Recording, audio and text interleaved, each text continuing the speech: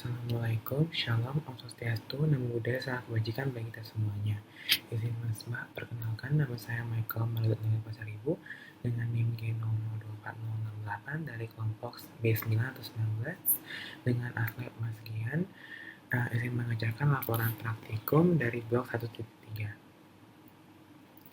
Baik, untuk laporan pertama itu ada Alif baru saja flexing ke circle tongkrongannya gara-gara perutnya mirip roti sobek pas mereka nongkrong. Teman-teman yang merasa insecure bertanya kepada Alif bagaimana cara bisa six pack secara maksimal. Sebagai gym bro yang profesional memulai menjelaskan tentang anatomi otot yang bikin perutnya jadi kotak-kotak. Terus yang A, jelaskan tentang pembagian lapisan-lapisan dinding abdomen anterior dan dinding abdomen posterior. Baik, untuk yang lapisan dinding yang B, jelaskan sistem otot yang ada di abdomen, dan yang C, jelaskan struktur penggantung yang menjaga organ pencernaan pada posisinya. Baik, yang A itu ada lapisan pada sisi anterior dan posterior. Dari sisi anterior atau anterolateral itu kita bisa melihat ada 7 lapisan melalui anterolateral. Yang pertama itu ada sisi kulit, itu merupakan lapisan terluar yang terlekat di bawahnya dengan longgar kecuali pada umbilikus. Baik, yang kedua itu ada lapisan superficial, dibagi jadi dua, itu ada lapisan kamper atau fascia kamper dan fascia scarpa. Fascia kamper itu pendiculus, adipose atau lamina superficialis, yaitu yang berisi kebanyakan lemak dan situs penyimpanan lemak. Terus kalau fascia scarpa itu bagian lamina profunda atau stratum membranosum yang merupakan lapisan tipis dengan sedikit atau tanpa lemak sama sekali. Di atas umbilikus kedua lapisan ini bersatu ke arah superior itu menjadi fascia superficialis pectoralis, ke arah dorsal atau regiodorsum menjadi fascia superficialis dorsi. Terus pada pria fascia ini fascia scarpa itu akan meluas. Fascia scarpa akan meluas ke daerah skrotum yang dinamakan fascia dartos. Nanti dalam area skrotum akan ke belakang berlanjut menjadi fascia coles, dan pada inferior berlanjut ke paha. Fascia scarpa akan membentuk fascia lata. Terus lapisan ini akan juga melekat pada linea alba dan sifisis pubica. Selanjutnya ada fascia profunda atau fascia yang lebih dalam lagi, itu merupakan lapisan jaringan ikat tipis yang menutupi muskulus dan terletak tepat di bagian dalam fascia scarpa. Lapisan ini tidak nampak jelas kecuali pada lapisan di sebelah dalam muskulus transversus abdominis atau fascia transversalis. Selanjutnya ada musculi et aponeurosis, itu dibagi dua, flat muscle dan vertical muscle. Flat muscle terdiri dari 3 muskulus, ada musculus obliquus externus, musculus obliquus internus, dan musculus transversus abdominis. Kalau musculus vertical muscle itu dilapisi oleh vagina musculi recti, itu terdiri dari musculus rectus abdominis dan musculus pyramidalis. Tapi musculus pyramidalis itu jarang atau tidak ditemukan pada orang sama sekali. Terus dia dilapisi di dalam vagina musculi recti abdominis. Selanjutnya itu ada fascia transversalis atau fascia endoabdominal, itu merupakan lapisan berkelanjutan dari fascia profunda yang memagari cavitas abdominalis dan berlanjut ke dalam cavitas pelvis. Paling terlihat pada sebelah dalam musculus transversus abdominis. Baik, selanjutnya ada fascia extraperitonealis. Yang ini itu merupakan isinya jaringan lemak yang memisahkan fascia transversalis dengan peritoneum. Ke arah anterior tubuh disebut preperitoneal dan ke arah posterior disebut retroperitoneal. Terdapat juga viscera retroperitoneal dan viscera intraperitoneal. Selanjutnya terakhir ada parietal peritoneum atau peritoneum parietal, itu dibedakan menjadi dua, yaitu peritoneum parietal dan peritoneum visceral. Yang peritoneum parietal itu yang melapisi bagian dalam dinding abdomen dan menjadi bagian dari dinding abdomen. Kalau yang visceral itu yang melapisi langsung permukaan organ viscera yang disebut sebagian itu retroperitoneal dan semuanya itu disebut intraperitoneal. Baik, selanjutnya kalau dilihat dari sisi posterior itu ada 5 lapisan, yaitu kulit yang paling luar, terus ada fascia superficialis dorsi, terus itu ada juga muskuli yang dibagi menjadi 4 lapisan. Lapisan pertama itu muskuli latissimus dorsi. Lapisan kedua itu ada musculus obliquus externus abdominalis, musculus erector spina, dan musculus serratus posterior inferior. Lapisan kedua, lapisan ketiga sama, dan lapisan keempat ada musculus quadratus longulum, musculus iliopsoas, dan musculus transversus abdominis. Baik, selanjutnya pernyataan 1B itu dijelaskan otot-otot yang menyusun otot di abdomen. Baik, ada 2 seperti yang saya bilang tadi, ada flat muscle dan ada vertical muscle. Kalau flat muscle itu terdiri atas musculus obliquus externus, musculus obliquus internus, dan musculus transversus abdominis. Kalau musculus ini arah serabut obliquus externus itu inferomedial, jadi seperti huruf V, seperti berikut. Dan kalau misalnya yang musculus obliquus externus itu medio superomedial, jadi seperti huruf A ke atas, terus ke atas dan ke tengah, superomedial.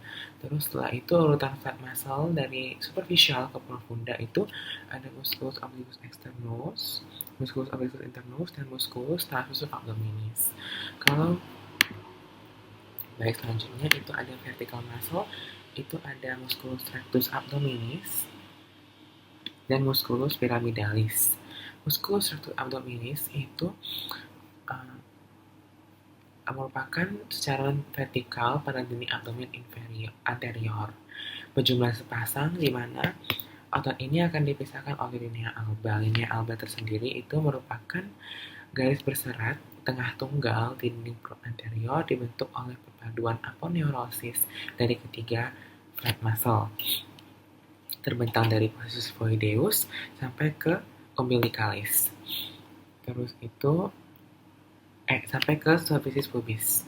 Dan nanti musculus rectus abdominis itu dibagi menjadi 3 intersectionis tendinae, struktur yang bentuk 3 atau 4 pita fibrosum transversus, terdiri dari di setinggi processus voideus, setinggi umbilicus, dan di antara keduanya.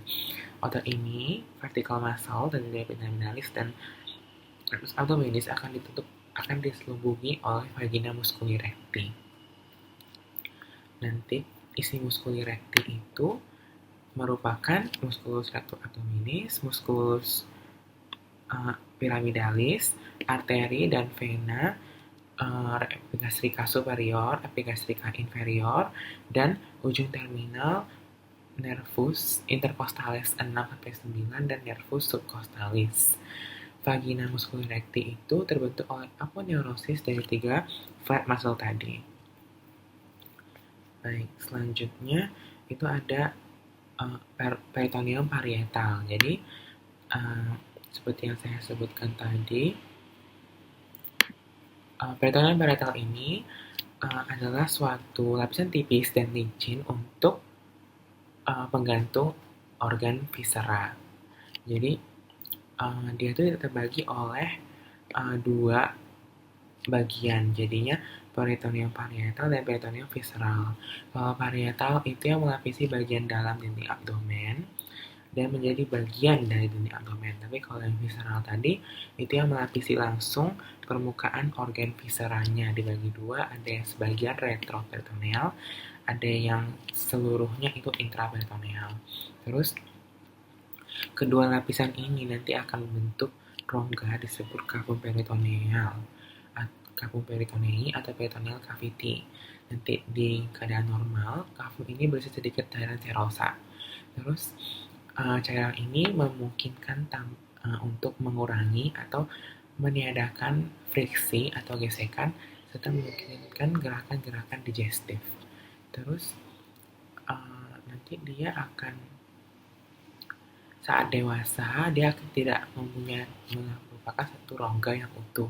Dia akan dibagi dua ruangan yang namanya cavum peritonei mayor dan cavum peritonei minor.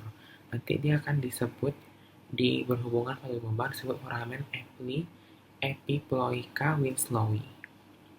Baik, selanjutnya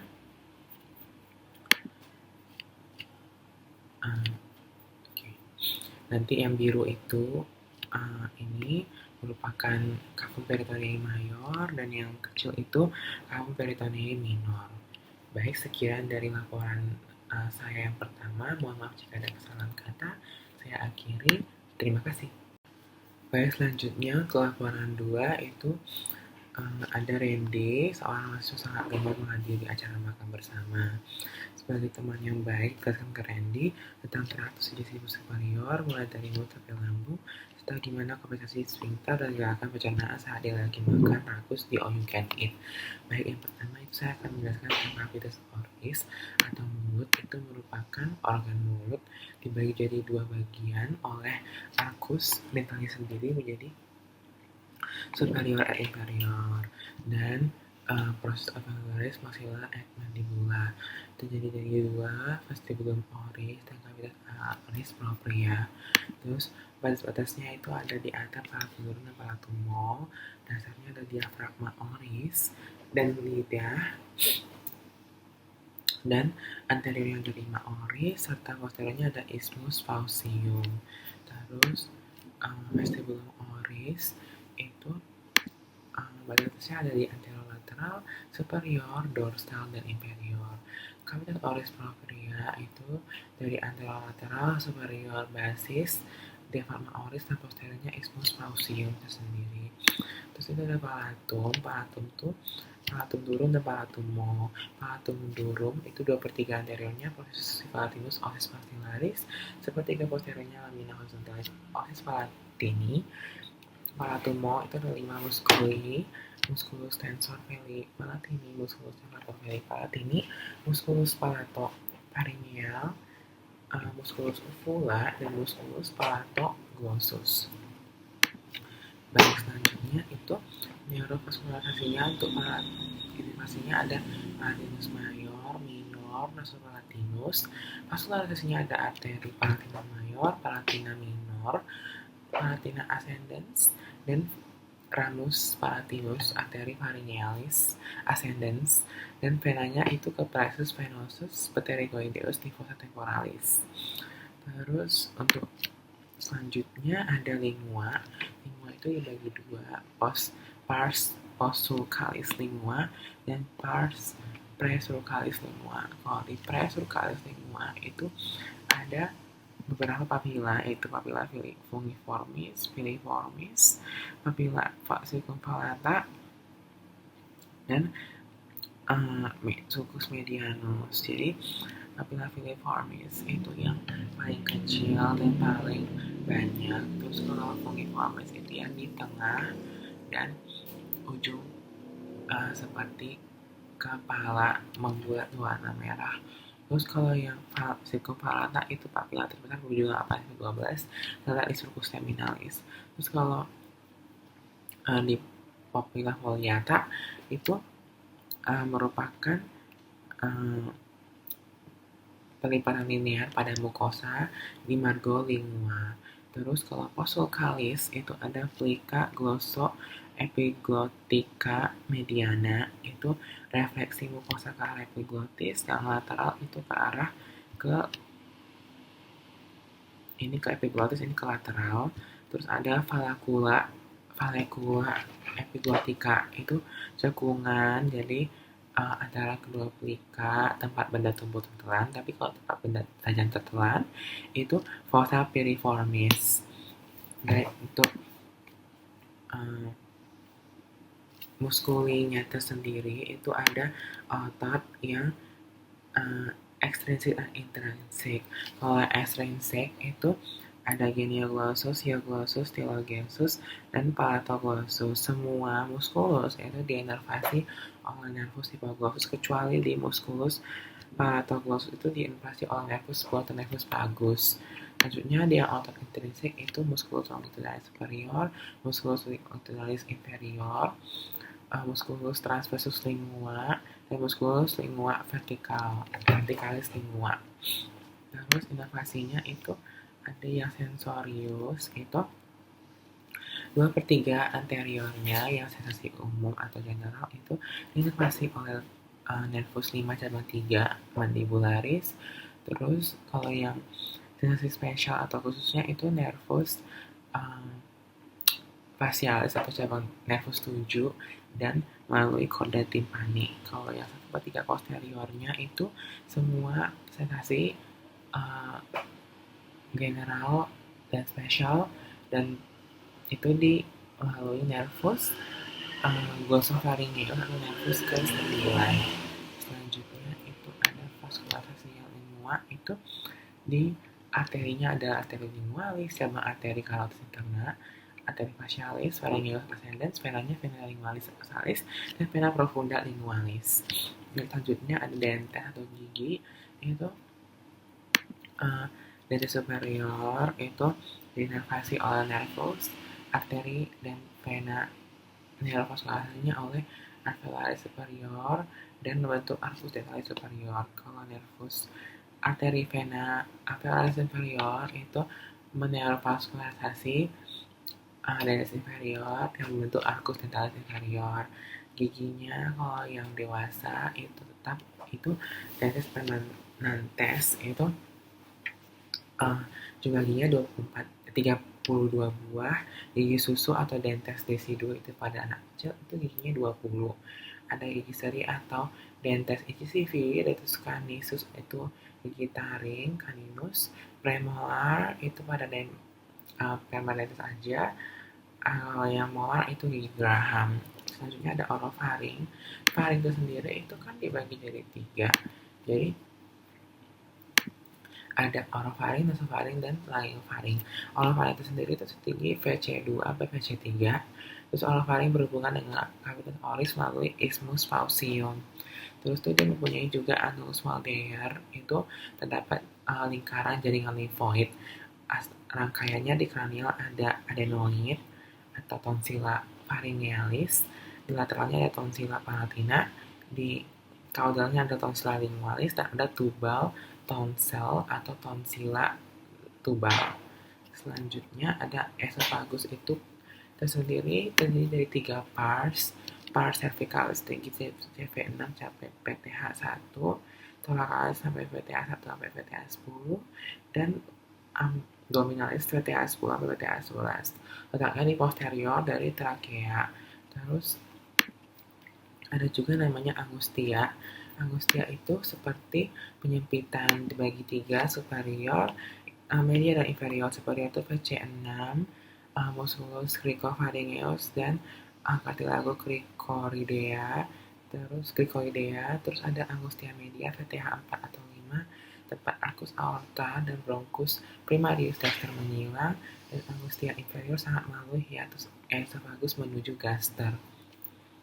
Baik, untuk neurovaskulasinya itu sepertiga superior arteri tiroidea inferior, sepertiga media itu arteri aorta descendens thoracica, sepertiga inferiornya itu ada arteri gastrica sinistra.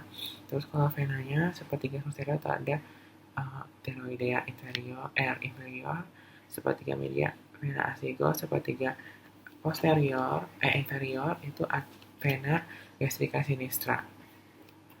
Ada gaster. Gaster itu merupakan lambung kita, perbaliknya itu fundus, kardia, pars cardiaca, corpus, dan pylorus yang terdiri dari antrum dan canalis pyloricum. Ada gastroesophageal sphincter, ada musculus sphincter pylori, ada curvatura gastrica major, ini melekatnya omentum maius, curvatura gastrica minor, tempatnya memamerkan omentum minus, orificium cardiacum, orificium pyloricum, setinggi VL1, cardiacum setinggi VTH9, dan mempunyai amentus minus dan omentus maius, ligamentum hepatoduodenal, ligamentum gastrohepatikum, ligamentum gastrocolica, gastrifelica, gastrolienal, spinorenal. Baik, arterinya ada gastrica sinistra, posterior, gastrica brevis, gastroamentalis sinistra, gastroamentalis dextra, dan gastrica dextra. Dan gerakan peristaltik itu kompensasi sphincternya ada sphincter esophagus atas, esophageal sphincter, pylorus. Terus dia juga mempunyai gerakan peristaltik dan gerakan mendorong makanan ke bawah. Lalu esophageal sphincter itu untuk mencegah makanan naik lagi ke mulut dan mencegah jadinya GERD atau reflux. Terus itu mempunyai gerakan koordinasi antara sphincter dan gerakan peristaltik. Baik, sekian dari laporan 2. Terima kasih. Baik, itu laporan 3. Itu adalah Andre, seorang mahasiswa tingkat akhir, merasa nggak nyaman setelah mengonsumsi makanan Pak Caji selama sebulan penuh karena ia kesibukan menyelesaikan skripsi. Ia sering mengalami perut kembung, tak nyaman di bagian bawah perut, dan gangguan buang air besar. Dalam omongan ringan di kampus, Andre mengeluh kepada Anda. Sebagai teman yang baik, jelaskan kepada Anda tentang traktus tibiosus inferior, tentang perbedaan jejunum dan ileum, struktur bangunan di kolon, dan struktur anatomi yang berhubungan dengan pengeluaran feses. Yang pertama itu ada perbedaan dari jejunum dan ileum.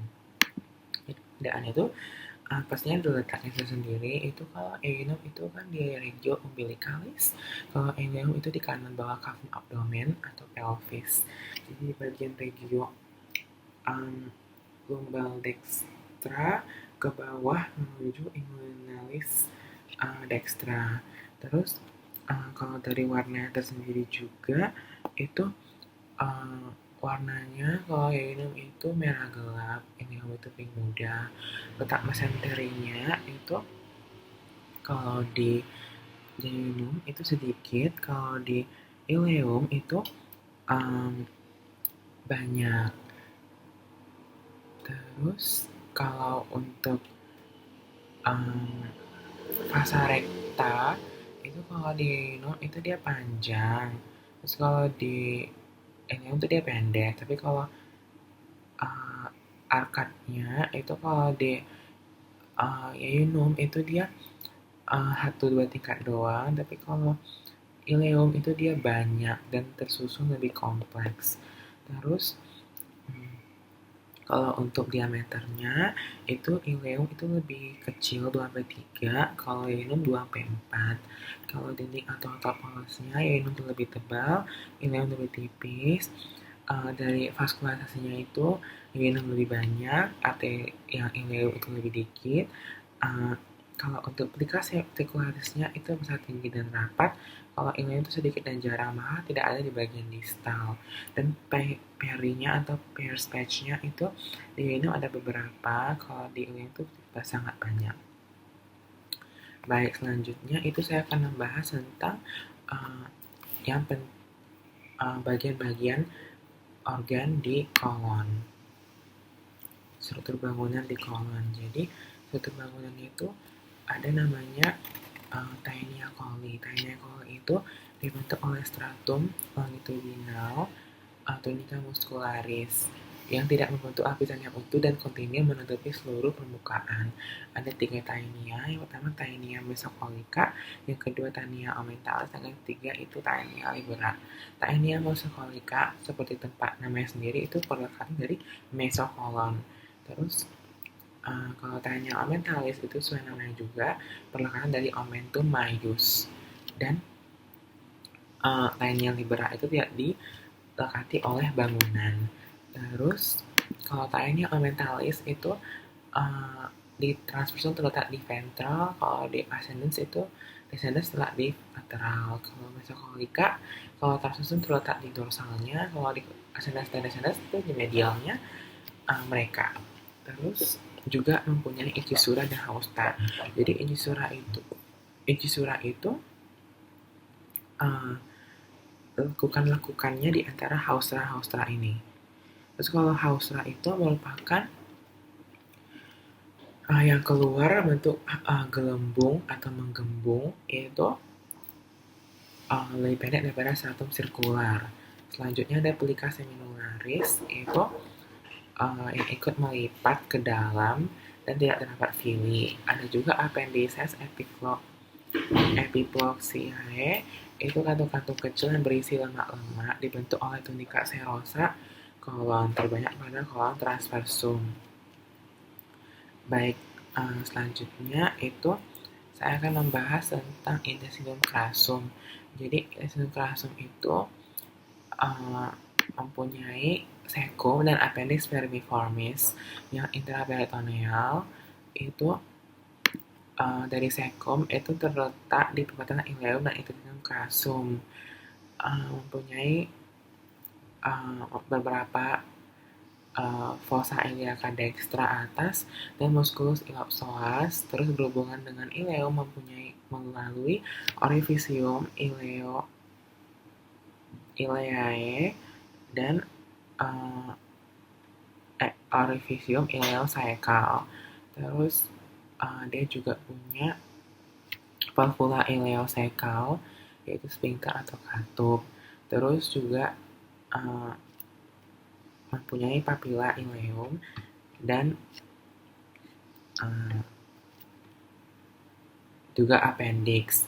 Terus neurovaskulasinya kalau arteri itu arteri appendicularis, vena appendicularis, inervasi parasimpatis nervus vagus, simpatis vagus minor. Terus appendix vermiformis itu terletaknya kalau mono picture itu titik Mabern seperti lateral garis mono picture dari sias dextra ke umbilicus. Kalau lens dari dextra ke sinistranya sias itu seperti 6 lateral dextra. Terus ada di appendix retocecal, appendix post ilealis, pelvicum, preilealis, subaquialis.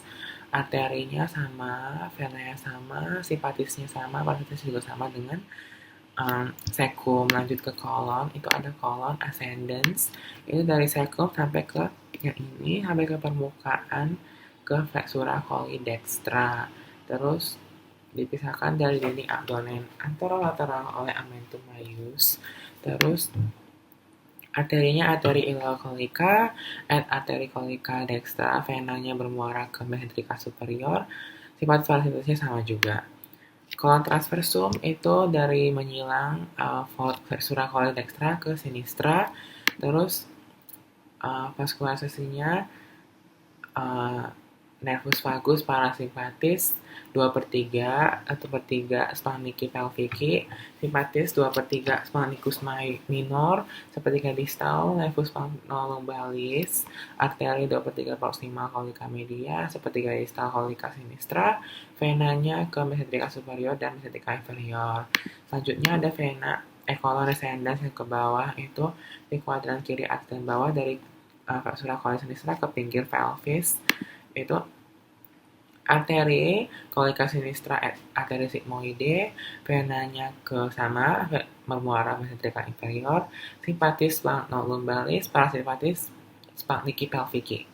Selanjutnya ada kolon sigmoideum, itu penggantungnya mesokolon sigmoideum melanjut ke rektum.